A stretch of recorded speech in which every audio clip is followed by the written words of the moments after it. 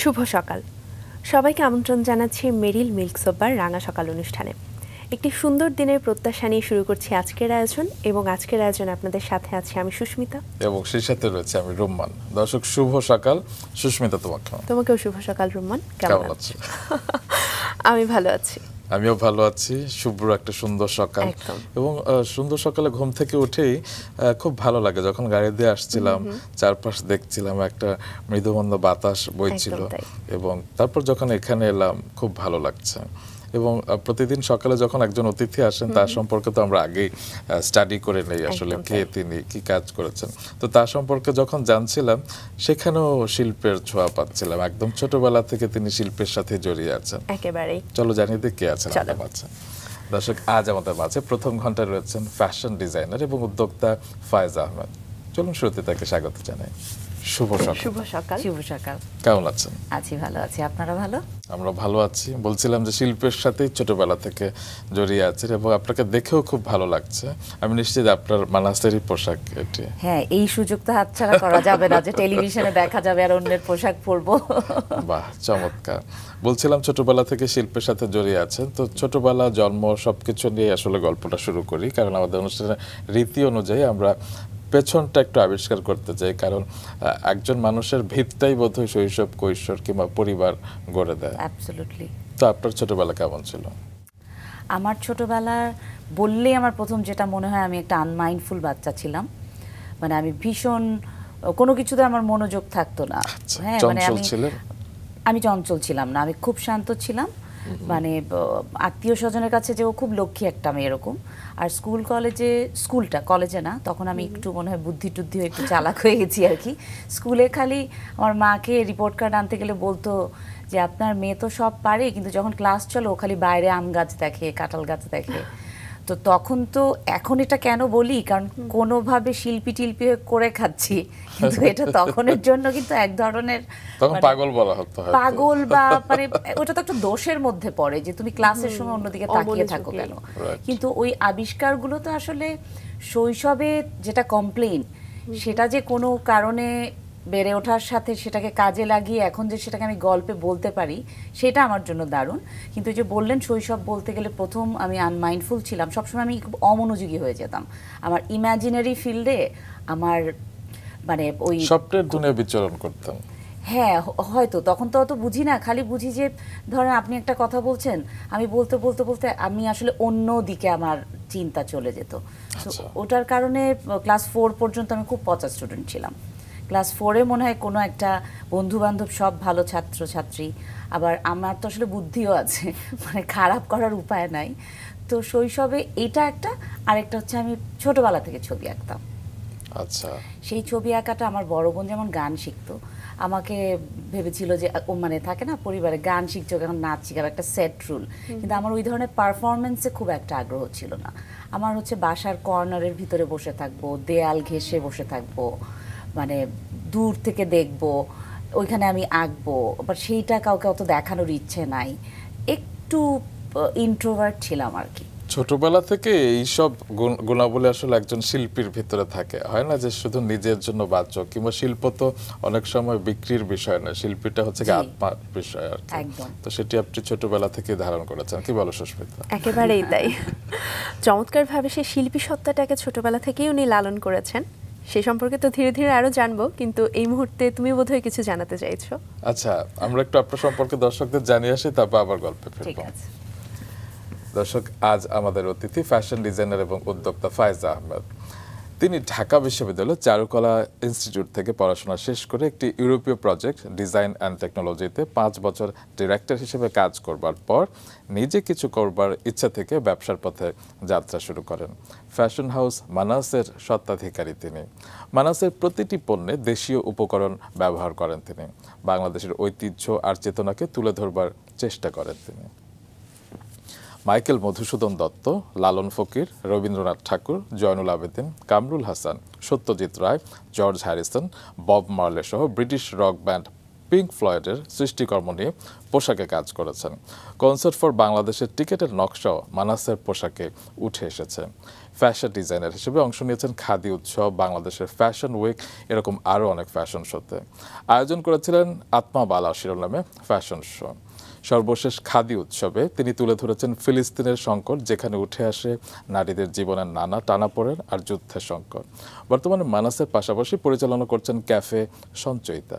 Fashion design council of Bangladesh সহ দেশের বিভিন্ন ফ্যাশন এবং নারী উদ্যোক্তা সংগঠনের সাথে তিনি যুক্ত আছেন। চলো তার কাছে আবারও ফিরি। অনেক অর্জন, অনেক কথা, সবকিছু নিয়ে শুনবো, তবে ছোটবেলা ফিরে যাই। আপনার কোথায় কেটেছে ছোটবেলা?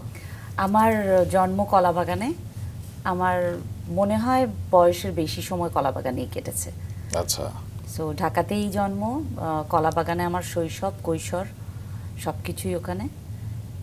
খেলাধুলা তো অবশ্যই করতেন না, যেটা আমি শুনেছি, তবে দেখতে ভালোবাসতেন বাবার সাথে। হ্যাঁ, মানে খেলা দেখার একটা আমার বাবা বেঁচে নাই, কিন্তু আমার বাবার সবচাইতে ভালো বন্ধু ছিলেন। মানে খেলার ব্যাপারে ওনার সাথে আমার সবচাইতে বড় যুদ্ধ হয়েছে। মানে একবার মানে ইন্ডিয়া শ্রীলঙ্কার খেলার সময় আমি 3 দিন আব্বুর সাথে কথা বলি নাই। 96 বোধহয়। হ্যাঁ, এবং উনি আমাদেরকে স্টেডিয়ামে নিয়ে যেত আমাকে। আমি অনেক ফুটবল, আমার মনে হচ্ছে ছোটবেলা আবাহনী মোহামেডানের খেলাও আমাদের দেখতে নিয়ে গেছে আমাকে। এবং তখন ওই মারামারি টারামারি, তাড়াতাড়ি ছোট বাচ্চাকে নিয়ে ফেরত চলে আসা। তো উনিও খেলা দেখতে পছন্দ করতেন, আর আমি যেহেতু আমার বাবা আমার খুবই ভালো বন্ধু ছিলেন, তো ওই জায়গা থেকে আব্বুর পছন্দটা আমার ভিতরে খুব ঢুকে গেছিল। আর হোলি ক্রসে পড়ার কারণে আমাদের খেলাটা মাস্ট ছিল। মানে বেসবল আমাকে খেলতেই হবে, ভলিবল খেলতেই হবে, কিন্তু খেলতে নিজেকে ওই জায়গায় অ্যাক্টিভেট করতে কখনো ভালো লাগে নাই। কিন্তু হোলি ক্রস পড়ার কারণে 12 বছরই হ্যান্ডবল, ভলিবল, মানে শর্টপুট সবই আসলে আমরা করতে আমরা বাউন্ড ছিলাম। মানে আপনি ক্লাস 1 থেকে একদম 12 বছরই হোলি ক্রস। সো একটা কম্পাউন্ডের ভেতরেই ছিলাম। সো ওখানে যে কেউ যখন বলে যে খেলাধুলা, কোনোভাবে ওটাকে নাকচ করতে পারি না, বিকজ আমাদের ওটা করতেই হতো, আমাদের করতেই হতো, ওটা ভালো লাগুক না লাগুক। এবং হলিক্রস, তারপরে চারুকলা, তারপর চারুকলা, তারপর ইস্ট ওয়েস্টে আমি আবার একটু ইকোনমিক্স সেই পড়তে গেছিলাম। চারুকলার যাত্রার গল্প একটু শুনবো, যে ছোটবেলা থেকে তো ছবি আঁকতে পছন্দ করতেন, কিন্তু এই বিষয়ে পড়াশোনা করবেন, পরিবারের কতটা সাপোর্ট ছিল বা পরিবার কি চাইতো সেই সময়? ওই যে আব্বুর সাথে যেমন শ্রীলঙ্কা ইন্ডিয়ার খেলার যেরকম যুদ্ধ, চারুকলায় পড়ার সময় সেরকম যুদ্ধ। আমি যেহেতু খুবই ওয়ার্কাহলিক, আমি অল টুগেদার কিন্তু সায়েন্সে পড়েছি। তো বাসা থেকে ধারণা আর্কিটেকচারে পড়বে, মানে নিশ্চয়ই বাবা মাদের একটা উচ্চ ধারণা থাকে, এবং চারুকলা মানে এটা উচ্চ ধারণার ধারের কাছেও নাই আর কি, মানে প্রায় উচ্ছন্নে চলে যাবে নিশ্চয়ই মেয়ে, এরকম একটা কষ্ট ওনাদের ছিল। এবং আমি বৃষ্টিক রাশির জাতিকা, তো একটু স্টাবর্ন আছি, আমি করব মানে আমি করবই। তো আমি আমার মতো, আমি কিন্তু তার আগে থেকে ছবি আঁকার স্কুল চালাই, মানে আমি খুব তৎপর মানুষ আর কি, আমার খুব কাজ করতে পছন্দ। তো আমি ভাবলাম বাবা আমার কাছ থেকে টাকাও নিব না, আমি আমার মতোই ভর্তি হব। তো উনারা দেখছিল যে আমি চারুকলার জন্য কোচিং করছি, আর উনারা আমাকে এদিকে আইবি এর কথা বলে একবার, আর্কিটেকচারের কথা বলে একবার, ময়মনসিংহ এগ্রিকালচার, এরকম অনেক জায়গায় আমি মানে এক্সাম অ্যাডমিশন টেস্ট দিলে আমি কিন্তু মেরিট লিস্টে থাকছি বা ভালো রেজাল্ট করছি, কিন্তু আমার আইডিয়া হচ্ছে সব জায়গায় আমি যাব না, এগুলো ওনাদের একটা ব্রেইন ওয়াশ করছি আর কি। তো চারুকলা যখন ভর্তি হয়েছি তখন উনারা একেবারেই এটার বিপক্ষে, এবং উনারা একটা বিষণ্ণ মুখ ছিল উনাদের প্রায় 2-3 বছর। আচ্ছা, আপনি কিভাবে সাহসটা করেছিলেন, এরকম বিপ্লবী হয়েছিলেন কিভাবে পরিবারের বিরুদ্ধে থেকে? কারণ আপনি তো ভালো ছাত্রী ছিলেন, বা আপনি চাইলেই অনেক অন্যান্য প্রতিষ্ঠানে যেটা বাবা মাকে খুশি করানো যায় সেগুলোতে ভর্তি হতে পারতেন। আমার মনে হয় বড় হওয়ার সাথে সাথে বুঝে গেছি এত সবাইকে খুশি করার দরকার নাই, আগে আমি খুশি থাকলে বাবা মা নিশ্চয়ই এক সময় খুশি থাকবে। এবং আমি মনে করি যে উনারা এখন খুশি, মানে কতটুকু খুশি আমি জানি না, কিন্তু আমি বড় হওয়ার সাথে সাথে ভাবছিলাম যে আচ্ছা উনার খুশি, আমি কি খুশি, একবার একটু ফিল্টার করে নেই। তো ফিল্টারেশনে দেখলাম যে ঠিক আছে, ম্যাথসে ভালো ছিলাম, ভালো স্টুডেন্ট ছিলাম। আমাকে রণবী স্যার আমাকে ইন্টারভিউয়ের দিন বলছে 1700 মার্কস, 1750 মার্কস নিয়ে এইখানে কেন? তখন তো আমার বয়স কম, আই ওয়াজ প্রিটি কনফিউজ যে আমাকে এইটা বলছে কেন, এটাও তো একটা পড়াশোনার জায়গা। তখন আমাদের সময় আসলে এরকম ছিল যে মানে চারুকলা মানে শিল্পী হবে, কিন্তু পড়াশোনার জায়গাতে খুব একটা আসলে প্রয়োজন নাই, সেটা আমাকে ব্যথিত করেছিল, যার কারণে আমি যেহেতু সেশন জ্যামে পড়েছিলাম, তখন আমি ব্যাক টু ব্যাক দুটো ডিপ্লোমা করেছি, বিকজ আমার কোনো না কোনোভাবে আমি তো একটু নার্ড ছিলাম, মানে পড়তে পছন্দ করতাম। কিন্তু চারুকলায় যে দেখি আচ্ছা পড়া তো নাই, আব্বু জিজ্ঞেস করে তোমাদের বই খাতা নাই, মানে তোমার টেবিল লাগবে না, মানে নানা ধরনের একটা 12 বছরের প্র্যাকটিসের পরে আমার পুরো ক্যারেক্টারিস্টিক্সের সাথেই যাচ্ছে না যে ও আসলে করছে কি, হাতে কালি টালি মাখায় আসে, বিকজ আমি আবার প্রিন্ট মেকার ছিলাম। আচ্ছা, সো আমার বাবা আমার নখ কেটে দিতেন, তো ওনার খুবই দুঃখ, মেয়ের হাতগুলো নষ্ট হয়ে যাচ্ছে, এরকম নানা ধরনের দুঃখ, আর আমি নিজের ব্যাপারে সুখ তৈরি করছিলাম। সো এটা এক ধরনের এখন বলতে ভালো লাগে স্মৃতিতে, কিন্তু সেই সময়টা কিন্তু একটা যুদ্ধের মতো ছিল। অবশ্যই। যে বাবাকে নিয়ে কথা হচ্ছিল, বাবার নাম কি ছিল? বাবা সম্পর্কে আরো একটু বিস্তারিত জানতে ইচ্ছে হচ্ছে। বাবাকে নিয়ে খুব বেশি বলতে গেলে আমার হাসি মুখটা থাকবে না। ওনার নাম ফোরকান উদ্দিন আহমেদ।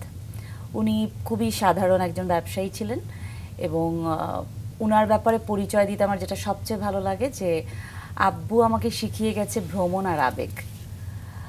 এই দুটো কোনো পরিবারের লেগেসি হতে পারে, এটা আমি খুব প্রাইড নিয়ে বলি। যে থাকে না যে আমার বাবা অমুক বা আমাদের বাসায় এরকম ছিল, এই লেগেসি অনেকেরই আছে, সেটাও নিশ্চয়ই গর্ব করবার মতো। কিন্তু আমার খুব ভালো লাগে যে উনি আমাকে এমন দুটো জিনিস দিয়ে গেছেন যেগুলো অমূল্য আর কি। মানে আমার কাছে লাগে যে উনি বুক ভরা আবেগ শিখিয়েছেন। মানে উনার মনে হলো যে উনার এখন একটা ছোট্ট স্মৃতি বলি, যে উনার মনে হয়েছে যে অঙ্ক পরীক্ষা দিয়ে আসছি মানে হচ্ছে যে আমাদের মাথার উপর অনেক চাপ গেছে, সো আমাদেরকে পানি দেখতে নিয়ে যাবে। তখন পানি, উনি নিজে একটা, ওনার 2 ডোরের পাবলিকা ছিল, এখনও আমি রেখে দিয়েছি সেটা, নিজে ড্রাইভ করে আমাদেরকে বলে আজকে মেঘনা পারে, আমার মাকে বলছে খিচুড়ি রান্না করো, আজকে মেঘনা নদীর মাঝখানে যে খিচুড়ি আর মাছ ভাজা খাবো। তো আব্বুর এই ধরনের ছোট ছোট পাগলামি ছিল, যেটাতে আমার মা একটু মুখ কালো করে রান্না টান্না করতেন, কিন্তু এই রকম অসংখ্য পাগলামি স্মৃতি। উনি একটা বড় নৌকা নিল, মাঝিকে বলল নাও মাঝখানে নিয়ে তুই আমাদের সাথে খাবি, তো বলল আমি চালাই, বলে যে না বাতাসে নৌকা ঘুরবে আর আমরা গোল হয়ে এখানে খিচুড়ি মাছ খাবো। সো আমার বাবার এই ধরনের যে ঘাসের কাছে গেলে বলতো যে স্যান্ডেল খুলে ফেলো, ঘাস পাড়াও, মাটি পাড়াও, এটা একটা যে এই যে ছোট্ট ছোট্ট অনুভূতি, এটা তখন কিন্তু অত মানে বুঝতাম না যে কি এমন হলো, নদীর পাড়ে মানুষ কত ব্যাংকক সিঙ্গাপুরে যায়, তখন বরং একটু বঞ্চিতের বোধই ছিল যে কি আর করছি। কিন্তু এখন যে কি অপূর্ব স্মৃতি আমার জন্য লাগে, এবং আমার কাছে মনে হয় যে আমি এই ঋণ আমার বাবার, যে ভ্রমণের আনন্দ আর আবেগ যেভাবে দিয়ে গেছেন, এটা আসলে এটা আমি অন্য একটা জিনিসে আমি ভরপুর আছি। জীবনের গল্প শুনছিলাম, বাবার কথা শুনছিলাম, খুব ভালো লাগছিল যে আপনাকে ভ্রমণ এবং আবেগ এই দুটো দিয়ে গেছেন, এবং যেটি আপনি এখনো বহন করে যাচ্ছেন। একটু মা সম্পর্কে শুনে। আমার মা বাবার একটু উল্টা, উনি খুবই প্র্যাকটিক্যাল, ওনার কি কি লাগবে, উনি খুব দারুণ সংসারী মানুষ।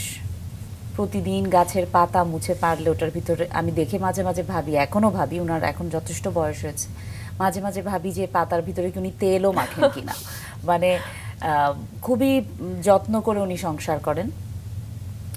কে কি খাবে, আমার বাবা কি খেতেন, কিভাবে তাকে যত্ন করবে, আমরা কোনটা খেতে পছন্দ করি, একদম ঠিক মায়ের চরিত্র যা হওয়া উচিত সেখানে ওনার কোনো ভুল নাই। রাগের ক্ষেত্রেও তাই, মানে ওই কৈশোর তারুণ্যও সেটাই, যে কোথাও প্রেম করে ফেললাম কিনা সেই সব ব্যাপারেও খুব সজাগ। মানে পরিপূর্ণ মায়ের যা যা থাকা দরকার দুটোই উনার মানে আছে। আর উনি খুব ভীষণ স্ট্রং মানুষ।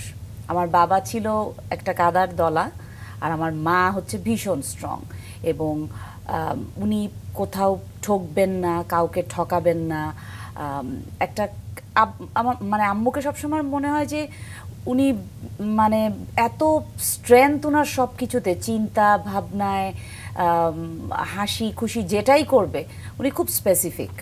ওনাকে কেউ কোনো কিছুতে আপনি মানে টলানো যাবে না যে একটু ওনাকে বসে একটু বুঝবাজ, এটা না, উনি যেটা প্রিডিসাইডেড সেটাই উনি আসলে করবেন। আপনার জীবনে তো একটা প্রিডিসাইডেড বিষয় ছিল যে আপনি শিক্ষক হতে চেয়েছিলেন। হ্যাঁ, সেটি কেন, এবং পরবর্তীতে কি হয়েছিলেন? আসলে শিক্ষককে আমি ছোটবেলায় দরজার পিছনে ডাস্টারে সারাটা দিন, সামনে কোনো স্টুডেন্ট নাই, ইমাজিনারি, আমার আবার অ্যাটেন্ডেন্স খাতা ছিল, ইমাজিনারি স্টুডেন্ট ভাবতাম, সেটা আমি করতাম, কিন্তু টিচার হয়েছি মানে আমার 13 বছর কিন্তু একটা ছবি আঁকার স্কুল ছিল, নাম রঙের স্কুল।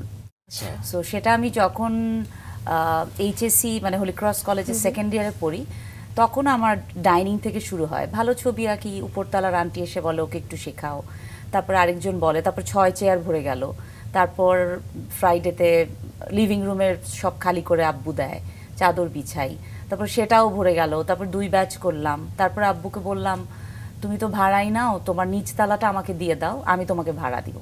তা আব্বুর এমন একটা চেহারা যে পাগলামি আরো কত শুনবো, মানে ও ছোট মানুষ, ও আমাকে ভাড়া দিবে। তো আমি আব্বুকে বললাম আব্বু আমার এতগুলো স্টুডেন্ট, আমি দিতে পারবো। তারপর আমি কিন্তু আমার বাবার কাছ থেকে নিচতলাটা ভাড়া নিয়েছিলাম। তখন আমার প্রায় 50+ স্টুডেন্টস এক একটা ব্যাচে। সেটা দিয়ে কিন্তু আমি আমার ইন্টেরিয়ারে ডিপ্লোমা করেছি, সেটা দিয়ে আমি আমার ফ্যাশন ডিজাইনিং ডিপ্লোমা করেছি। সো তারপর থেকে আমি ইন্টারমিডিয়েটের পর থেকে আমার এই রঙের স্কুল স্টুডেন্ট, সেই জায়গায় আমার কিন্তু ওই শখ পূরণ করে ফেলেছি। আচ্ছা, যে স্টুডেন্টরা বসে আছে আমি শেখাচ্ছি, সেই শখ আসলে পূরণ করেছি আমি। আচ্ছা, চমৎকার। এবং এবার চারুকলার জীবনের গল্পে একটু ফিরতে চাই, যে এত যুদ্ধ করে চারুকলায় ভর্তি হওয়া, পরবর্তীতে আসলে পরিবার মেনে নিয়েছিল, বা এই যে চারুকলায় পড়াকালীন সময়টা পরিবারের তখন কতটা সাপোর্ট ছিল? ওই বয়সটাতে আমার মনে হয় সাপোর্ট সিস্টেমে আসলে দেখবার সময় হয়তো হয় না। আর আমি যেহেতু ভীষণ যেই কাজটা করি সেটাতে বেশ মনোযোগী হয়ে পড়েছিলাম, এবং আমি তো জানি যে আমি মোটামুটি বিপ্লব করে ভর্তি হয়েছি, তো তখন আমি আর অত তাকাতাম না যে উনারা আসলে কি মুডে আছে। বাট যেহেতু চারুকলা এটা হতো যে রাতভর আড্ডা হয়, ক্লাস আসলে করলো কি করলো না, কিন্তু আমি আসলে সেই জায়গাটা থেকে বেরিয়ে গেছিলাম। 2টায় ক্লাস শেষ হতো, আমি উল্টা দিকে ছবির হাটে যে একটু কিছু খেয়ে আমি কিন্তু একটা স্কুটার নিয়ে সেই গুলশানে ডিপ্লোমা করতে চলে গেছি। সো আমি পড়ার মধ্যেই ছিলাম। সো 2টা থেকে 6টা আমি ক্লাস, সন্ধ্যায় আসতাম, প্রজেক্টের কাজ করতাম, আমার রঙের স্কুল চলতো। এইটার ভিতর টুকটাক আমরা চারুকলায় বলি খ্যাপ, হ্যাঁ, বিয়ের গায়ে হলুদে সেগুলো করছি। সো আমার কাছে মনে হচ্ছে যে আমি কাজ এত ভালোবাসতাম, এবং সেটার ভিতরে আমি অ্যাম্বিশনটা এরকম ছিল না যে টাকা লাগবে, কিন্তু এই কাজের আনন্দের সাথে যে অর্থনৈতিক মুক্তি, এবং সেটার সাথে যে আমি একটা আমার সাবকনশিয়াসে যে আমার একটা স্ট্রেংথ মানে বেড়ে উঠছিল, সেটা কিন্তু আমাকে, এটা আবার তখন বুঝতাম না। ওই সময়টা পার হয়ে যাওয়ার পরে আমার ওই শক্তি, যে কোনো ডিসিশন নিতে আমার বাবা মা যখন আমার বোনকে জিজ্ঞেস না করে আমাকে জিজ্ঞেস করে, তখন আমি বুঝি যে আমি বেরিয়ে যে এত কিছু করে ফেলছিলাম, সেটার ভিতরে আমার কোনো অ্যাম্বিশন ছিল না যে আমি আমার ওই জায়গায় আমাকে দেখতে চাই। কিন্তু এই আপনাতেই শক্তি, এটা দিয়ে করবার কারণে কিন্তু পরিবার পরে আমার ওপরেই কিন্তু ওনারা ভীষণ রকম নির্ভরশীল। এবং তখন আমার এই পুরো জিনিসটা যখন চক্রাকার, এই পুরো জায়গাটা যখন আমি মানে রিপ্লে করি, আমি যখন দেখি, ওটা কিন্তু খুব একটা প্রশান্তি দেয় যে ওনারা তো কোনো না কোনোভাবে ঠিক আমার কাছেই ভরসাটা ফিরে পায়, ছোট্ট ছোট্ট সিদ্ধান্তগুলো আমার কাছ থেকে নেয়। আপনারা ক ভাই বোন? আমরা 2 বোন। আচ্ছা, আপনি সবার ছোট। আচ্ছা, তো আপনার বড় বোনের কোনো গুণ কি আপনি পেয়েছেন নাকি? মানে যেটা আপনার কথার মাধ্যমে বলছিলাম, আপনি নিজের সিদ্ধান্তের ব্যাপারে খুব স্বচ্ছ এবং আপনি খুব দূরদর্শী। হ্যাঁ, তো এই বিষয়টি, এত সাহস, মানে আপনি যা করছেন, মনের যা ইচ্ছা সেটি আপনি করছেন এবং সেটি সফলভাবে করছেন, এটা কিভাবে সম্ভব? আমি পরিবারের লোকজনও বলে, আমি পরিবারের কারোর সাথে আমার অত মিল নাই। যেমন আমার বড় বোন ছোটবেলা থেকে গান গাইতেন, এম এ মান্নান স্যারের কাছে গান গাইতেন। ছোটবেলা থেকে দেখেছি তবলচি আসছে, শুক্রবার এম এ মান্নান আসছে, গান হচ্ছে। ওর খুব সুন্দর সংসারী মানুষ, সুন্দরী, ঠিকঠাক সব আছে, ওর একটা সুখের সংসার আছে, 1 ছেলে 1 মেয়ে। ও তো কাজ টাজের মধ্যে নাই, ও ছোটবেলা থেকে একটু রাজকন্যা ছিল, এখনো ওটাই আছে। আর আমি ছোটবেলা থেকে একটু এরকমও ছিল যে বিপ্লবী কিনা জানি না, মানে ভাড়াটিয়ার বাসায় যে আমি আসলে হয়তো বা বিছানা ঝাড়ু দিচ্ছি, হ্যাঁ, মানে কি যেন আমার অত রেগুলার জিনিস আমার কাছে ভালো লাগতো না। আবার আমার কোনো অ্যাম্বিশনে ছিল না যে এইখানে দেখতে ভালো লাগে। আমি একটু বাসার কারোর সাথে আমার আসলে মিলটা নাই।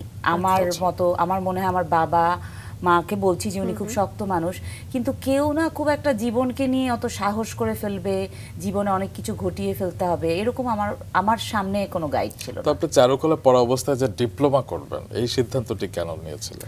আমরা আসলে ওই তখন রোকেয়া হলের সেশন জামে পড়েছিলাম। আচ্ছা। তো 4 বছরের কোর্সটা দেখছি 5 বছরে গড়াবে, আমরা কিন্তু আমাদের কিন্তু মানে 7 বছর লেগেছে। আচ্ছা। তো সময়টা দীর্ঘ হচ্ছিল। আরেকটা হচ্ছে যে ক্লাসের পরে মানে দুটোর পরে সবাই যে আড্ডাটা দেয়, আমি আড্ডা ক্লাসের মাঝখানেই মোটামুটি দিয়ে ফেলি। তো শুধু আড্ডা দিয়ে হবে, এবং নিজেকে একটু ভাবছিলাম যে ক্যারিয়ারটাকে কি হবে আসলে, মানে শিল্পী হওয়া তো এটা তো একটা সত্তা, সেটাকে বিভিন্নভাবে কাজে লাগিয়ে তো আমার জীবন পরিকল্পনা করতে হবে। তো সেখানে এটার কাছাকাছি ক্রিয়েটিভ কোন কোন ফিল্ডে আমি ছোট ছোট নিজেকে এই টাইমে একটু এনহ্যান্স করব, বা মানে এই ভ্যালু অ্যাডিশনটা আমি ওই টাইমে আসলে করে ফেলেছি, এবং আমার মনে হয় আমি ঠিকঠাকই করেছি। এখন ওইটাতে আমি খুবই মনে হয় যে ঠিক সিদ্ধান্ত ছিল, কারণ সেগুলোর মিশেলে কিন্তু একটা জায়গা তৈরি হয়। কারণ চারুকলা থেকে বের হয়েই আমি তো আসলে, আপনি কি করেন ভাই? আমি শিল্পী, মানে উত্তরটা তো এরকম। তো সেখানে তো আপনি শিল্পী হলে আপনাকে তো কেউ বেতনভুক্ত কোনো চাকরি নাই, আপনাকে ছবি দিয়ে এঁকে চলতে হবে, এবং সেটার ভিতরে আমাদের সামনে সবসময় আমরা দেখেছি কাউকে যদি ভাবতে হয়, দেখেছি সংগ্রাম। তো আমার আবার মনে হচ্ছে এত কষ্ট করলাম, সংগ্রাম তো রাখা যাবে না জীবনে। সংগ্রাম অন্য জায়গায় আসতে পারে যদি আমি কোনো সংগ্রামকে আমার কাজের চ্যালেঞ্জের জন্য আমি সেটাকে অ্যাকসেপ্ট করি, কিন্তু শিল্পী হিসাবে একটা সংগ্রামী জীবন হবে সেটা আমি চাই নাই, আমি স্বচ্ছ জীবন চেয়েছি।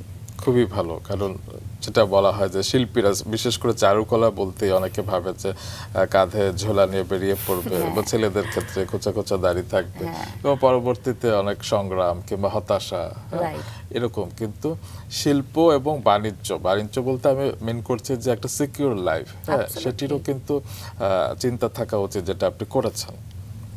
হ্যাঁ, সেখানে আমার মনোযোগটা ছিল। তো আপনি চারুকলা থেকে বের হয়ে আপনি প্রথম কর্মজীবন কোথায় শুরু করেছিলেন? আমি প্রথম আলোতে দেখলাম যে একটা ভ্যাকেন্সি আছে, সেটা হচ্ছে ইউরোপিয়ান ইউনিয়নের একটা প্রজেক্ট, যেখানে তারা ডিজাইনার, আর্টিস্ট এবং আর্কিটেক্ট খুঁজছেন। সেখানে ইন্টারভিউ করে তারা 6 জনকে নেবেন। তো সেটা একটা অন জব লার্নিংয়ের মতো হবে। আমাকে একটা বেতনও দেবে, এবং আমি একটা ট্রেনিংয়ের মধ্যে দিয়ে যাব। সেখানে আমার বাঁশ, বেত, হ্যান্ডমেড পেপার এই ধরনের প্রোডাক্ট ডেভেলপ করতে হবে, সেগুলো এক্সপোর্ট রেঞ্জের হবে। সো সেখানে জার্মান কনসালটেন্ট থাকবেন, উনি আমাদেরকে ট্রেনিংটা দিবেন। আমাদের চন্দ্রশেখর সাহা দাদা, উনিও থাকবেন। তো সেখানে ইন্টারভিউটা ওয়াজ ভেরি ক্রুশাল। মানে আমি ওইটা দেখে আমার কাছে মনে হচ্ছে এটা ইন্টারেস্টিং। আর ওই যে দুটো আছে, যে পাশ করে বের হব, একটু টাকাও পাওয়া যাবে, আবার শিখতেও পারবো, এবং সেটা আবার যেহেতু বাইরের কনসালটেন্সি একটা থাকবে, আমার একটা কালচারাল এক্সচেঞ্জও আমার হবে। তো সেই জায়গা থেকে ওটাতে ইন্টারভিউটা খুবই ক্রুশাল ছিল, প্রায় 1.5 ঘন্টা, কিন্তু আমি সেটাতে পাস করে যাই, এবং আমি ওখানে পরে 1 বছর করি। কিন্তু ওখানে ভালো করার পর 6 জন ডিজাইনারের থেকে ওরা 2 জনকে বলে যে আমরা রেখে দিব। তো আরেকজন আর্কিটেক্ট আর আমাকে ওনারা অফার করেন যে প্রজেক্ট আমাদের শেষ, কিন্তু আপনাদের 2 জনকে আমরা আমাদের এই নন প্রফিট অর্গানাইজেশনে চাই। তো সেখানে আমি কাজ করেছি। সেখানে কাজ করার পর ব্যাক টু ব্যাক আমি আসলে কাজে, এইটা আমি কনফিডেন্টলি বলি, এই আত্মপ্রশংসাটা আমি সব সময় করি। এক হচ্ছে আমি কাজ ভীষণ ভালোবাসি, এবং আমার কাজের সততাতে কোনো ছাড় নাই। তো সেটার কারণেই ওখানে আমার ব্যাক টু ব্যাক প্রমোশন হয়, কিন্তু সেটা একটা নন প্রফিট বেস ছিল। তো তখন ওনারা বললো ওনারা একটা প্রফিট ভেঞ্চার করবে, সেখানে আমাকে পার্টনার হিসাবে চায়। সেটাই আমার ব্যবসার ভিতরে ঢোকা। সেটা একটা লিমিটেড কোম্পানি, আমি 25% শেয়ার হোল্ডার হলাম। সেটাও ছেড়ে দিয়ে পরে আসলে নিজের মতো আছি। সেটি কবের কথা বলছেন? সেটা বলছি, প্রথম শুরু করলাম 2006 আমি জয়েন করি। 2006 থেকে 7 1 বছর ট্রেনিং, 7 থেকে 9 পর্যন্ত আমি জবে ছিলাম। 9 থেকে 13 পর্যন্ত আমি ব্যবসায়ী ছিলাম, মানে one of the share holder ছিলাম ডিজাইন অ্যান্ড টেকনোলজি সেন্টারে। তারপর আমি আমার খুবই একটা জন্মদিনের দিন সবাইকে কাজ শিখাইয়ে একদিনে আমি বোর্ড ছেড়ে চলে আসছি। মানে আমার মনে হয় আমাকে রিকোয়েস্ট করছিল পার্টনাররা যে আপনি যদি আর 3টা মাস থাকেন, হিসাব নিকাশ করলে কিছু পয়সা নিয়ে যেতে পারবেন। কিন্তু আমার তো বায়ু চড়া আর কি, চলে যাব তো চলেই যাব। আপনার এই যে হুট করে একদিনের সিদ্ধান্তে চাকরি ছেড়ে দেওয়া এবং যে জায়গাটার সঙ্গে ছিলেন দীর্ঘদিন, ব্যবসাটাই ছেড়ে দিলেন এবং চিন্তা করলেন যে এবার আবার নতুন কিছু করতে হবে, সেই নতুন কিছুটা কি, সেই গল্পে এবার ফিরতে চাই। কি করতে চাইলেন এরপর? আমার আসলে ক্লায়েন্টাল সার্ভিস, মানে একজন বলবে যে আমাকে লাল রঙের একটা জিনিস করে দেন, নীল করে দেন, এটা আমাকে এক রকমের ক্লান্তি দিচ্ছিল। তখন আমার মনে হচ্ছিল মানে অর্থনৈতিকভাবে বা দেখতে লুক অ্যান্ড ফিলে কত কর্পোরেট লাগে, এত কিছু ভাবতে আমার ইচ্ছে করে নাই। আমার মনে হচ্ছে যে মাথার ওপর যে আমার চাপটা পড়ছে, যে আমাকে এইটা বলে এটা আমাকে করতে হবে, এই জায়গাতে আমি আরামটা কম পাচ্ছিলাম। তখন আমি বেরিয়ে এসে প্রথম যেটা করি, আমি পান্থপথের ছোট্ট একটা রুম নিয়ে প্রথম 1 মাস আমি চুপচাপ খালি বসে থাকতাম আমার ল্যাপটপটা নিয়ে। এবং তখন আমার আগের অফিসের প্রচুর ক্লায়েন্ট আমাকে কল করতো যে আমাদের কাজটা করেন। যেটা হয় যে মানুষ একটা কোম্পানি ছেড়ে আসলে ভাবে যে আমি সেই ক্লায়েন্ট নিয়ে চলে আসব, তারপর আমি আবার একটা ব্যবসা গুছাবো। এখন কাউকে আমি কানেক্টই করাতে পারছিলাম না যে কাজের জন্যই আমি কাজ ছেড়ে আসছি, কাজ আরও পাবার জন্য ছেড়ে আসি নাই। সেটা বোঝাতে আমার অনেক সময় লেগেছে। তারপরও টুকটাক কিছু কাজ আমার করতে হয়েছে রিকোয়েস্টে। কিন্তু তখন আমি বুঝতে পারছিলাম যে আমাদের দেশে আমি যেইভাবে ক্লায়েন্ট সার্ভিসের যেই জায়গায় আমি কন্ট্রিবিউট করতে চাই, কোনো না কোনো কারণে ওই যে বাবার শিক্ষায় হতে পারে যে যে আব্বু সবসময় বলতো যে যেই আলো বাতাসে বড় হয়েছো সেটার কিন্তু একটা দায় আছে। তো কোনো কাজে আমি দেখি কি যে দেশের কোনো কন্ট্রিবিউশন খুব একটা রাখা যাচ্ছে না। একটা ইন্টেরিয়ার করতে গেলে, একটা এরকম প্রজেক্ট করতে গেলে সবাই খুব গুগল টুগল দেখে একটা একটু বিদেশ বানায় দেন টাইপের একটা চাহিদা থাকে। সেইটা আমাকে ভীষণ ক্লান্ত করতো। তখন আমার মনে হতো যে এরকম তো কেউ বলবে না যে আসলে একজন ডিজাইনারের কাছে যে আপনি আমাকে একটা মাটির ঘর বানিয়ে দেন। সো এটা তো আমার একটা পাগলামি। তখন আমি বুঝেছি এই সেক্টরটাতে আমার হবে না, এবং শিল্পচর্চার জায়গারও কোনো সুযোগ আমি পাচ্ছিলাম না। তো তখন আমি ভাবলাম, অনেক ভাবনা ছিল, স্পেসিফিক ভাবনায় চলে আসলাম যে এখন যে নতুন জেনারেশন বই পড়ে না, নতুন জেনারেশন জয়নুল আবেদিনকে চেনে না, মাইকেল আমাকে ইন্টারভিউ করতে আসছে। একবার আমাকে জিজ্ঞেস করেছে এবার আপনার ঈদ কালেকশন কি, আমি বলেছি এবার মধুসূদন দত্ত নিয়ে করেছি। তো আমাকে বাচ্চা মেয়েটা তাকিয়ে বলছে উনি কে। তখন আমি বললাম যে তুমি আজকে চলে যাও, তুমি গুগল করে পড়াশোনা করে তারপরে এসো। আসলে আমি খুবই ছোট্ট ফ্যাশন হাউস, তো আমার এখানে মানে হয়তো বা তোমার জন্য ঠিক হয়নি। মানে এই যে এই ক্রাইসিসটা কিন্তু আমি ব্যাক এন্ডে আমার পুরো কর্মযজ্ঞ, আমার এডুকেশনাল লাইফ আমি কিন্তু দেখছিলাম যে এটা ভর করছে আমাদের দেশে। সেটা হচ্ছে যে নিজের মাটি থেকে একটু সরো, তাহলে তুমি অনেক মানে অন্য একটা কায়দা হচ্ছে, ওই কায়দাটার থেকে কিন্তু ওইটা আমার জন্য একটা থ্রেট ছিল যে এই কায়দার ভিতরে কিন্তু আমি ঢুকবো না। সো তখন আমি ভাবছিলাম তাহলে কোন কাজটা করে আমার এই খোরাকটাও মিটবে, অ্যাট দ্য সেম টাইম কন্ট্রিবিউশনের জায়গায় প্রশান্তিটা থাকবে এবং আমার অর্থনৈতিক মুক্তিও লাগবে, কারণ আমি ইন্ডিপেন্ডেন্ট হবই। এবং আমার ফ্যামিলি সাপোর্ট বা মানুষের থাকে না যে পাশাপাশি একটা চাকরি করি, তারপরে একটু দুপুরের পর রান্না শিখলাম বা একটা বুটিক করলাম। আমি এইভাবে কোনো কিছু দেখতে ভালো লাগে না, যা করব নিজে করব এবং সেটা ম্যাসিভ হবে। তো সেই জায়গা থেকে ভাবলাম যে এই যে বই টইও মানুষ পড়ে না, রবীন্দ্রনাথ শুধু উৎসবে আসে, কাজী নজরুল ইসলাম উৎসবে আসে, লালনকে একভাবে আমরা দেখি, এইসব জায়গা থেকে ভাবলাম যে এগুলোকে আমি কেন পোশাকে নিয়ে আসি না। তো পোশাকে আনতে গেলে তখন অনেক সেন্সিটিভিটি কাজ করেছে নিজের ভেতরে, যে এগুলোকে আমি আসলে গুগল থেকে চাইলেই আমি ছাপিয়ে ফেলতে পারি, সেটা তো আমি শিল্পী হিসাবে করতে পারি না, এখানে কপিরাইট ইস্যুস আছে। তখন আমি প্রথম জয়নুল আবেদিন, যেহেতু চারুকলায় পড়েছি, জয়নুল আবেদিনের ছেলে মিতু চাচা বলি আমরা, ওনার কাছ থেকে আমি ওনার পারমিশন নিলাম, রিটার্ন পারমিশন, যে আমি জয়নুল আবেদিন ছাপবো। আমি কামরুল হাসানের মেয়ে সুমনা আপা, ওনাকে যে বললাম যে ওনার উকি চিত্রকর্মটা আমি আঁচলে ছাপতে চাই, তিন কন্যা, সরি উকি আমার আরেকটা প্রিয় চিত্রকর্ম, বলে ফেলেছি, যে তিন কন্যাটা ছাপতে চাই। উনি আমাকে রিটার্ন পারমিশন দিলেন। এইভাবে আমি বেশ কিছু পারমিশন নিয়ে আমি ছাপানো শুরু করি, এবং সেটার একটা ছোট্ট উদ্দেশ্য ছিল যে আমাদের দেশীয় একদম কথাটা এটা বলাই ভালো যে একটা কম মূল্যের তাঁতের শাড়িতে আমি আসলে সেই অমূল্য পেইন্টিংটা আমি ছাপবো। তার কারণ হচ্ছে যে যারা আর্ট কালেক্টর আমাদের দেশে বা বিশ্বজুড়েই, তাদের যখন আসলে ওয়ালে জয়নুল আবেদিন বা কামরুল হাসান ঝুলে, তারা যখন বিয়ে বাড়িতে যায় তারা কিন্তু আমাদের পার্শ্ববর্তী দেশের একটা গ্লিটারি শাড়ি পরে তারা পার্টিতে যায়। তো এইটাতেও আমি আবার এখানেও আমার একটা মনের কষ্ট এবং জেদ আছে যে ওনাদেরকে আমি পড়াবো এবার এইভাবে। তো আমি আসলে নিশ মার্কেট ধরতে চেয়েছি, কারণ আমি জানি যে আর্ট কালচার বাঁচিয়ে কিন্তু রাখবে না নিম্ন মধ্যবিত্ত বা মধ্যবিত্তরা, তাই না? মানে নিশ্চয়ই রাজা বাদশারা যদি বাইজি না নাচাতো নৃত্য শিল্পটা তো নিশ্চয়ই আসতো না। সো আমি ধরেই নিয়েছি আমার এই শিল্পকর্ম, আমাদের লিটারেচার, আমাদের সিনেমা, এগুলোকে বাঁচাতে হলে আমার নিশ মার্কেট ধরতে হবে, এবং আমি সেইভাবে প্রপারলি কাজ করবার চেষ্টা করেছি। বাহ, সেটা শুরু হয়েছিল কিভাবে? মানাসটা শুরু হয়েছিল কবে?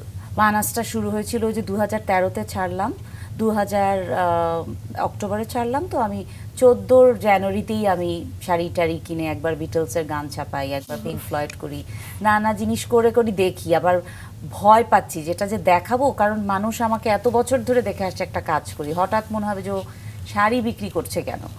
সো এগুলো তখন আমি স্টোরি টেলিংটাকে আমার মূল পুঁজি করি, যে মানুষকে আমার গল্পটা বলতে হবে। কিন্তু আপনি যে ভাবনা থেকে শুরু করেছিলেন যে দেশীয় সংস্কৃতিকে আপনি তুলে ধরবেন, সেখানে যে বিটলস কিংবা পিঙ্ক ফ্লয়েড কিংবা এরকম বিদেশি সংস্কৃতিকে কেন ধারণ করেছেন? যেটা হচ্ছিল যে আমার নেফিউ বা আমার ছোট বোন বা এদেরকে দেখি যে কনসার্টে গেলে ওরা একটা এরকম টি শার্ট জিন্স পরে যায়, ওখানে আবার মনে হচ্ছিল যে এই জেনারেশনকে শাড়িটা কেমনে পরানো যায় দেখি তো।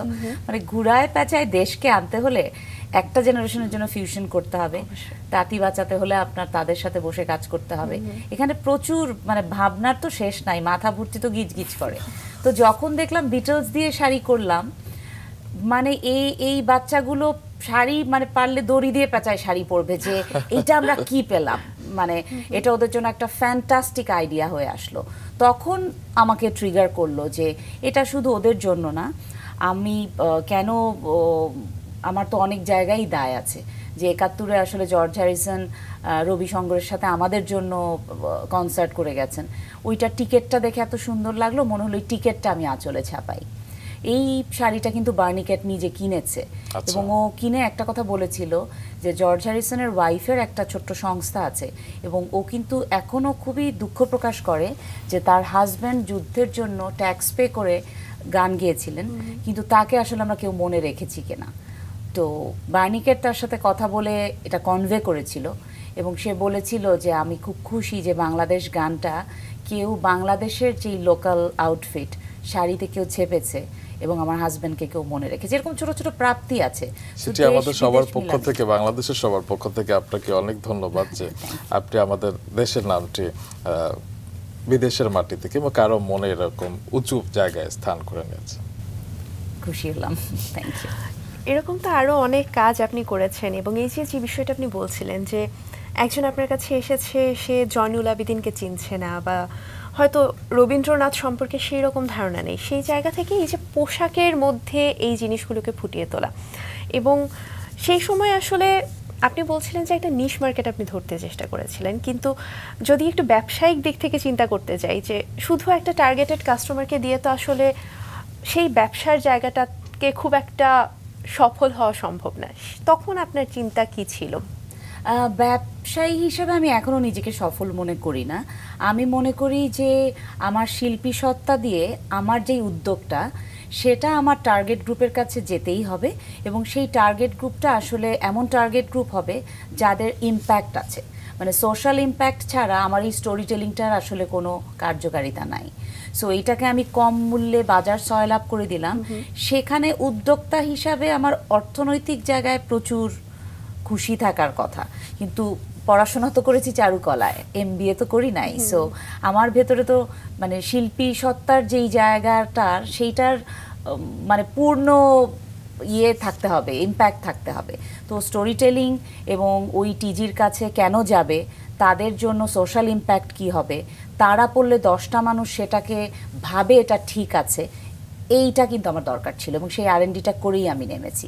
তো সেই জায়গা থেকে আমার খুব একটা কোনো, আমি যে স্যাটিসফাইড না সেটা আমি বলবো না। আমার মনে হয় যে আমার গতিপথে আমি যা যা চেয়েছিলাম, আমার খুব একটা অ্যাম্বিশাস না হয়েও সেগুলো টাক টাক করে কিন্তু হচ্ছে।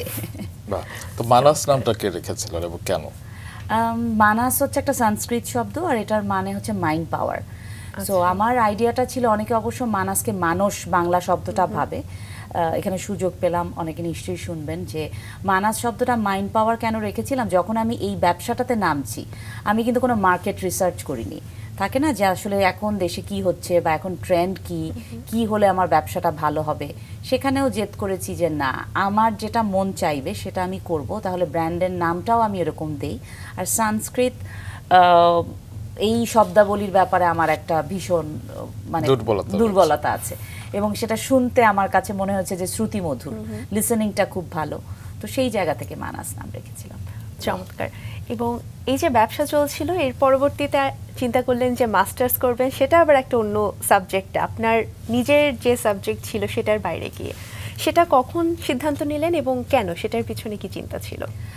আমি যখন ওই বাঁশ বেত ওই ট্রেনিংটা করাই, তারপরে প্রায় 3-4 বছর অনেক আর্টিসান ট্রেনিংয়ে আমি গেছি, মানে ব্র্যাকে, এই মানে অনেক দূর দূরান্ত গ্রামে ওদেরকে ট্রেনিং দেওয়ার জন্য, ডিজাইন মেথডিক্যাল ট্রেনিং। তো সেখানে আমি আসলে ডিজাইনার হিসাবে ট্রেনিং দিচ্ছিলাম, কিন্তু এই জনগোষ্ঠীর সাথে কাজ করতে গেলে আমার মনে হচ্ছিল যে আপনাকে স্কিল ডেভেলপমেন্ট ট্রেনিংয়ের জন্য আপনার শুধুমাত্র নন্দন তত্ত্ব দিয়ে আসলে হয় না, সেখানে আসলে আপনার মানে মাইক্রো এবং ম্যাক্রো ইকোনমিক্সটা আসলে লাগে। তখন আমার মনে হলো যে কাজ তো করলাম আমি এটার সাথে, সন্ধ্যার পরে আমি আসলে ডেভেলপমেন্ট স্টাডিজটা পড়ি, সো দ্যাট এই আর্টিসানাল এই যজ্ঞটা নিয়ে কিন্তু আমি এখনও কাজ করছি, কারণ আমার শাড়িটা তো আসলে একজন তাঁতির বোনা। তো এই জায়গা থেকে আইডিয়া করলাম যে আমি ডেভেলপমেন্ট স্টাডিজে পড়ি।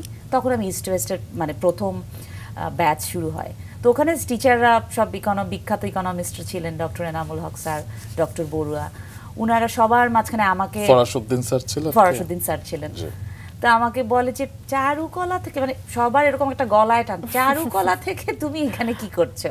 তো স্যারদেরকে এটা বলতাম, ওনারা মজাই পেয়েছে। তো ওইভাবে আমি আবার ইস্ট ওয়েস্টে পড়েছি আর কি, মাস্টার্সটা করেছি। চমৎকার। এবারে আবার একটু সেই কাজের জায়গায় ফিরতে চাই, যে মানাস নিয়ে খুব একটা আপনি বলছিলেন যে খুব উচ্চাকাঙ্ক্ষা ছিল না, আপনি আসলে নিজের ভালো লাগার জায়গা বা নিজের যে দায়বদ্ধতা শিল্পের প্রতি, সেই জায়গাটা থেকে কাজ শুরু করলেন। কিন্তু যখন শুরু করলেন এবং একটা ভালো রেসপন্স আপনি পেতে শুরু করলেন, সেই সময় নতুন নতুন আর কি মনে হলো যে শাড়ি ছাড়া অন্য কোনো পোশাক বা আরও অন্য কোনোভাবে কাজগুলোকে রিপ্রেজেন্ট করা, এরকম চিন্তা এসেছিল? না, আমার চিন্তা গত 3 বছরে যে জায়গায় পাল্টে গেছে, যেহেতু আমাদের দেশে আসলে ডিজাইন কপিরাইট এবং সোশ্যাল ডিজিটাল মিডিয়া থাকার কারণে উদ্যোক্তাদেরও ভিড়ভাট্টা আছে, এখানে প্রচুর কপি হয়ে গেছে, কপি হচ্ছে এবং হবে, সেটা নিয়ে আমার কোনো কষ্ট নাই, আমার অস্বস্তি আছে, বিড়ম্বনা আছে। সেখান থেকে আমার মনে হয়েছে যে মৌলিক চিন্তাতেই আমার থাকতে হবে, তো মানে ব্যাক টু ব্যাক আমি আসলে নতুন জিনিস নিয়ে আসব। সো গত 3 বছরে কিন্তু আমার আসলে কোনো নতুন ডিজাইন আসে নাই। এখন আর আমি আর ফ্যাশন ডিজাইনার না বলে আমি আসলে বলি যে আমার অ্যাক্টিভিজমটা আমি থ্রু ফ্যাশন করি, যেই কারণে আমি প্যালেস্টাইন নিয়ে কাজ করেছি, আত্মাবালাতে আমি নারী শক্তি নিয়ে কাজ করেছি, সোশ্যাল স্টিগমা নিয়ে কাজ করেছি। আমার এবার ঈদ কালেকশন পরশুদিন আমি লঞ্চ করেছি অ্যাকশন এইডের অফিসে, সেটা হচ্ছে এই যে রিসেন্ট যেই ওমেন ভায়োলেন্স হচ্ছে, আমি সব ওয়্যারেবল ফেস্টুন করেছি, যেই ফেস্টুনগুলো স্টুডেন্টরা করেছে সেগুলো আমি আউটফিটে এনেছি। সো আমি এখন চলে গেছি, দেশকে নিয়ে তো থাকবই, সেটা আমি কমিটেড, সেটার সাথে আসলে আমি যা আমি বলতে চাই, আমার বিপ্লবী যেই সত্তা, সেটাকে এখন আমি আমার পোশাকের থ্রুতে আনবো। সো এখন আমি আসলে অ্যাক্টিভিজমে মন দিচ্ছি। আমরা মানাস নিয়ে শুনছিলাম, মানাসের মোট কত বছর হলো তাহলে? 11 বছর। 11 বছর। আচ্ছা, এই 11 বছর আপনার দিক থেকে আপনার কি মনে হয় যে কি কি অর্জন রয়েছে মানাসে? শিল্পী হিসাবে যেহেতু আমাদের যারা গুরু ছিলেন, তাদের কাজ, তাদের পারিবারিক সূত্র থেকে আমি রিটেন পারমিশন নিয়ে আমার একটা ভেঞ্চারে আমি ছাপতে পেরেছি, এটা এখন পর্যন্ত আমার কাছে মনে হয় আমি প্রায়ই ভেবে খুব একটা প্রশান্তি নেই, গর্বিত হই, সেটা তো আছেই। আর তার সাথে হচ্ছে যে প্রচুর আর্টিজান এটার সাথে যুক্ত হয়েছে আমার কাজের সাথে, যেহেতু আমি মানে আমার পোশাকের একটা বাটন পর্যন্ত ইম্পোর্টেড জিনিসের না, মানে সেটাও নারিকেলের ইয়ে দিয়ে, খোসা দিয়ে তৈরি। তো এইভাবে যে অনেক আর্টিজান গ্রুপের সাথে আমার যে কানেকশন, ছোট্ট একটু হাতের কাজ, যেমন আমার এই শাড়ির এখানের যে কাজটুকু, এটা কিন্তু রোহিঙ্গাদের করা কাজ। আচ্ছা। তো এরকম ছোট ছোট বিভিন্ন কমিউনিটির সাথে যে কাজ করবার সুযোগ, সেটার কারণে যে আমার একটা মানে আসলে মানুষের সাথে তো মানুষের যোগাযোগ হয়ই, সামাজিক জীব হলে, কিন্তু এমন কমিউনিটির সাথে আমি কাজ করতে চেয়েছি এবং পারছি, এটা 11 বছর আরেকটা সবচেয়ে বড় অর্জন। যে যেই কমিউনিটিগুলোর সাথে পাশে বসে কাজ করার ওটা একটা অন্য নির্যাস পাওয়া যায়, বিকজ ওরা তো একটা বলছি একটা জিনিস করে ফেলছে, ওদের তো ডিজাইন অ্যাস্থেটিক্স ওরা জানে না, কিন্তু ওদের হাতের যেই জাদু সারাক্ষণ আমি দেখি, সেটা আমাকে খুব মুগ্ধ করে এবং এই মুগ্ধতার ভেতরেই আমার ব্যবসাটা হচ্ছে। এটা আমি আসলে বলবো যে 11 বছর না, এটা যদি সামনে যদি বেঁচে থাকি, এই যাত্রাটার ভেতরেই আমি আনন্দ পাচ্ছি। আপনার এই শাড়িটা বারবার আমার চোখ কেড়ে নিচ্ছে, মানে খুব ভালো লাগছে। এই শাড়ি কিংবা আপনার যা যা আছে সেগুলো কোথায় পাওয়া যায়, মানে কেউ যদি কিনতে চায়? আচ্ছা, এখন মানাস মহাখালী ডিওএইচএস এ আছে, বাট আমি মে মাস থেকে গুলশান 1-এ শিফটেড হচ্ছি। বাট এই মুহূর্তে মানাসকে অ্যাকশন এইডের যে programme office Gulshan 1, house number 19, road 128, ওখানে আউরি ক্যাফে বলে একটা জায়গা আছে। সো আউরি ক্যাফেতে মানাসের সমস্ত প্রোডাক্ট, ঈদ কালেকশন সব অ্যাভেলেবল আছে। এছাড়া অনলাইনে কি অনলাইনে আমরা একদম রেগুলার আছে। এবারে একটু জানতে চাই, মানাসের পাশাপাশি সঞ্চয়িতা, সেই সঞ্চয়িতার পেছনে আপনার কি চিন্তা ছিল এবং সঞ্চয়িতা নিয়ে কাজ কেমন চলছে? ক্যাফে সঞ্চয়িতা, জি, সঞ্চয়িতা তো একটা নিরামিষ রেস্তোরাঁ। নিরামিষ মানে ওখানে ওটা একেবারেই vegan, not even vegetarian. So ওখানে কোনো রকমের প্রাণীজ উৎস ব্যবহার করা হয় না। সো ভেজিটেরিয়ানে যেমন ডিম, মধু, ডেইরি প্রোডাক্ট, চিজ ব্যবহার করা যায়, ভিগান হচ্ছে পুরোটাই প্ল্যান্ট বেসড। তো সেটা করবার কারণ, সেখানে আমি আমার ছেলেকে একটু আনতে হবে, বিকজ আমার সন্তান সেটার সাথে জড়িয়ে আছে। ও আর আমি অনেক ট্রাভেল করতে পছন্দ করি। তো আর আমি একবার ব্যাংকক গেছিলাম, আমরা বসে আছি, ওখানে উল্টো করে একটা ডাক ঝোলানো ছিল। তো ও এমনি খুবই অ্যানিমাল খুব পছন্দ করে, যদিও আমার বাসায় পেট নাই, বাট ওর এখনো চাওয়ার ভিতরে সেটাই আছে যে কবে একটা সিদ্ধ আসবে, কবে একটা বিড়াল আসবে। তো আমাকে বলছিল, মা এগুলো তো খাওয়ার জন্য, রাইট? আমি বললাম যে হ্যাঁ। তো ও তখন ওর কথাগুলোর মানে আমি সংক্ষেপে বলছি, ওর আইডিয়াটা ছিল যে ও তো খায়, মানে ও তো এরকম না যে ও ভিগান, ও তো চিকেন খায়। বলছে যে মানে খাওয়ার আগে একটা অ্যানিমালকে যেই ব্রুটালি এক্সপোজ করা হচ্ছে না, এইটা ওকে স্যাড বানিয়েছিল। যে মানে খাওয়া তো যায়, কিন্তু ওকে খাওয়ার আগে ওর মৃত্যুটাকে আমরা যেভাবে এনজয় করি, যে ওকে উল্টায় ঝুলিয়ে রাখবো বা ওকে এরকম কাটছি, এটা ওর এই অংশ, এইটা নিয়ে ওর সাথে আমার গল্প হওয়ার পর ওর ওই সেন্সিটিভিটিটা আমাকে একভাবে আমাকে অন্য একটা মানে থাকে না যে একটা অন্য জিনিস আমাকে ধাক্কা দিয়েছে, যে এটা কি বললো, কারবারটা কি, ও এইভাবে ভাবলো কি করে। তখন আমি অ্যানিমাল ফার্মিং বিভিন্ন জিনিস নিয়ে একটু রিসার্চ করে আমি দেখি যে ওয়ার্ল্ড ওয়াইড এখন ভিগানিজম পপুলার হচ্ছে, যাদের এরকম সেন্সিটিভিটি আছে। তখন আমি ভাবলাম ছেলের জন্য ওর এই সেন্সিটিভিটিটা নিয়ে যদি আমি কিছু করে যাই, ওর কিন্তু মনে হবে বড় হয়ে, মনে হবে কিনা আই এম নট শিওর, কিন্তু মা হিসাবে মনে হয়েছে ওর জন্য ওর এই ভাবনাটা থেকে আমি একটা ভেঞ্চার শুরু করি।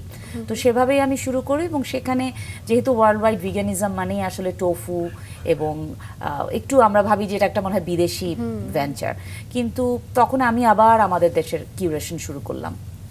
আমাদের দেশে কিউরেশনে দেখলাম যে আমাদের বাপ দাদারা আসলে সকালবেলা কিন্তু একটু সরিষার তেল দিয়ে মাখানো দুটা ভর্তা, একটা বৌখুদ মানে বৌখুদি বলে, সেটাও হচ্ছে একটা চালের বাই প্রোডাক্ট, ভাঙা চাল দিয়ে খেয়ে ফেলছে।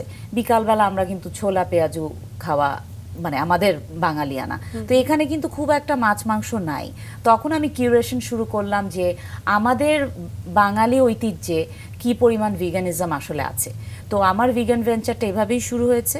এখন এটা খুব ভালো যাচ্ছে, মানুষ অ্যাপ্রিসিয়েট করছে, বিকজ একেবারে যেগুলো আমরা ভুলে গেছিলাম, যে খেজুরের গুড় দিয়ে সাবুদানার ক্ষীর হতে পারে একটা দুর্দান্ত ডেজার্ট, সুজির হালুয়া হতে পারে, এই সাধারণ জিনিসগুলোকে আমি অসাধারণ প্লেট করতে চাচ্ছি। বিকজ আমরা ভাবি যে একটা চিকেন গ্রিল আসলে আপনি লেটাস টেটাস দিয়ে খুব গ্রিল করলে এটা একটা দামি খাবার, কিন্তু ছোলা পেঁয়াজু অথবা ডাল পুরি এটা আসলে রাস্তার পাশে পাওয়া যাবে এবং এইটাকে কম মূল্যে পাওয়া যাবে, এইটা আমি করছি না।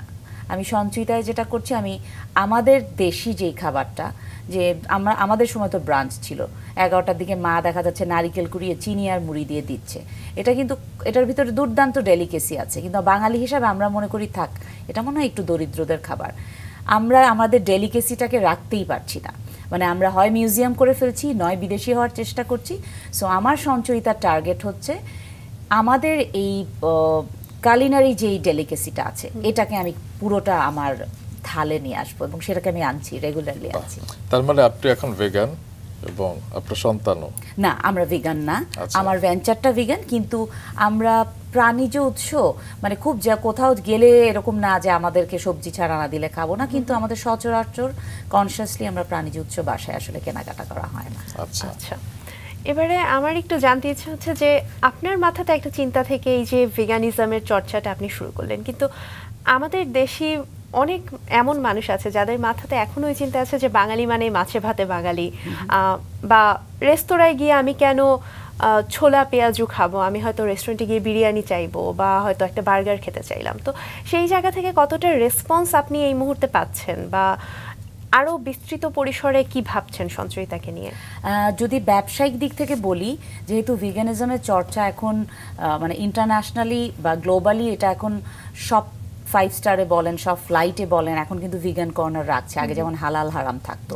সো ওই জায়গা থেকে আমার ব্যবসায়িক দিক থেকে বাংলাদেশে যত বিদেশি আসে, যখনই গুগলে সার্চ করে ভিগান ইন ঢাকা, সেখানে কিন্তু সঞ্চয়িতা ছাড়া আর কেউ নাই।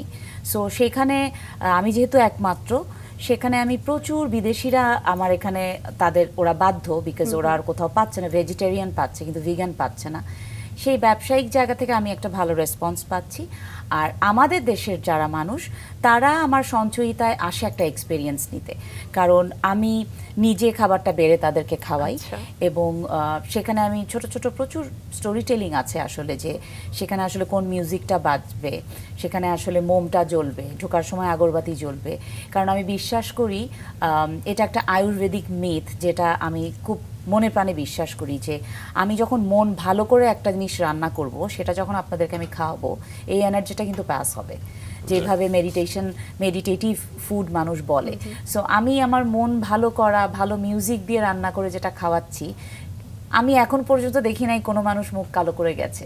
সো এইটা আমার একটা মিথ, এবং সেভাবে সঞ্চয়িতার রেসপন্স সোফার আমি আই এম ভেরি স্যাটিসফাইড। আমাদেরও যাবার খুব ইচ্ছে হচ্ছে, নিশ্চয়ই চলে আসবো।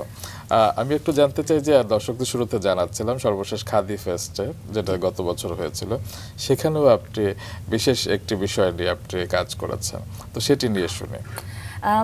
আমি সময়কে নিয়ে খুব চলি, মানে ধরেন আমার এখন সামনে ঈদ আসছে বা কোনো উৎসব আসছে, আমি সময়টাকে আলাদা করে আমার একটা কর্মযজ্ঞ তৈরি করতে পারি না। আমাদের ওই সময় যখন খাদি উৎসব চলছিল, ওই মুহূর্তে মানে প্যালেস্টাইন ভয়ঙ্কর, সারাক্ষণ আমরা ডিজিটালি দেখছি, খুব রক্তাক্ত ছবি টবি আসছে। তখন আমি আবার ইসি মেম্বার, আমার ওপেনিং শো, আমার তো শোটাও করতে হবে। তখন আমি ভাবলাম, আমি যেহেতু প্রিন্ট মেকার চারুকলা থেকে, আমার একটা প্রিন্টিং ছোট প্রেস মেশিন আছে, তখন আমি ভাবলাম যুদ্ধ বিধ্বস্ত যেই লুক অ্যান্ড ফিলটা, সেইটা আমি আমার খাদির আউটফিটে আনবো, এবং সেটা প্রত্যেকটা লিমিটেড এডিশন হবে, মানে প্রত্যেকটা আউটফিট সেকেন্ড টাইম বানাবো না, সেটা বিক্রয়যোগ্য হবে না। সেটা যেহেতু স্টোরি টেলিং এবং এটা এমন একটা ক্রাইসিসের জিনিস, সেইটা আসলে ডিজাইন হিসাবে ছাপিয়ে তো আমি বিক্রয় করতে পারি না। তো ওভাবে আমি আসলে প্রায় 18টা কালেকশন আমি বানিয়েছিলাম, এবং 18টা ইউনিক কালেকশন, এবং প্রত্যেকটা আমার প্রিন্টিং প্রেস থেকে, আমার মেশিনে, আমার স্টুডিওতে আমি করেছিলাম, এবং সেগুলো এখনও আছে। আমি চাই এই শোটা যদি আবার কোথাও কখনো করা যায়, সেগুলো খুব সুন্দর করে গুছিয়ে রাখা আছে। অনেকে অনেকগুলো পিস কিনতে চেয়েছে, কিন্তু সেটা আসলে সবসময় বিক্রয়যোগ্য কাজ করতে আসলে ইচ্ছেও করে না। তবে আরেকটি বিষয় নিয়ে আপনার ইচ্ছে রয়েছে, যেটা আমরা শুনেছি, যে আপনার লেখা এবং বাংলাদেশের রান্না নিয়ে আপনার একটি বই লেখবার ইচ্ছে রয়েছে। হ্যাঁ, সেটার আসলে ছোট ছোট করে আমি কাজ করছি। আমার কাছে মনে হয় যে আমাদের খুব রেগুলার জিনিসের রান্নার বই নাই। রান্নার বই, আমি যেমন সিদ্দিকা আপার বই দেখে আমি রান্না শিখেছি, কিন্তু ধরেন প্রচুর বিদেশি যখন আমার এখানে আসে, তারা বলে যে তোমরা ডাল কিভাবে রান্না করো, মানে ওদের কাছে ডাল এত মজা, কিন্তু ওরা তো প্রসেসটাই জানে না। কিন্তু আমরা তো আমাদের জিনিসে যত্নশীল না, আমরা ভাবি ডাল নিয়ে এত কথা যে বলে, সে তো আমার পাতের লোকই না। তো আমি আসলে ওই জায়গাটায় একটা কাজ করছি এবং আমার কিউরেশন হবে যে ধরেন আপনার ছেলে বিদেশে পড়তে চলে গেছে, ওর আসলে একটু পাতলা ডাল খেতে ইচ্ছা হচ্ছে, অফকোর্স ওর জন্য একটা বাঙালি কুজিনের পকেট বুক থাকা উচিত। সো আমি বাংলাদেশি আমাদের যে রেগুলার খাবারের মায়ের হাতের রান্না, বা পাশের বাড়ির চাচির ওই ভর্তা, এই কালচারটাকে আমি বয়ে আনতে চাই।